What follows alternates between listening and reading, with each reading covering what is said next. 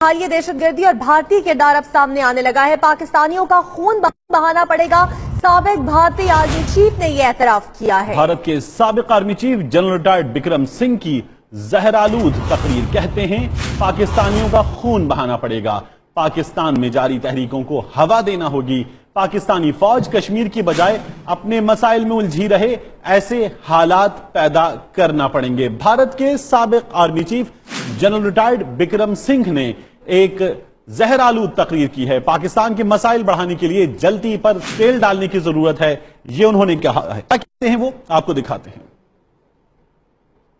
جو centre of gravity جو پاکستان کی سینا ہے ان کے اوپر ہم نے یہ پریشر ڈالنا ہے، اور اس کے ساتھ ساتھ جیسے فار ایگزامپل آپ نے دیکھا ہوگا پردھان منتری جی نے بات کی تھی بلوچستان کی، اگر ہم پاکستان کے اندر ان کی جو انسرکشنسٹ موومنٹس ہیں ان کے اندر تھوڑا بڑھاوا دیتے ہیں، تیل پھینکتے ہیں، ہمیں وہ کرنا چاہیے۔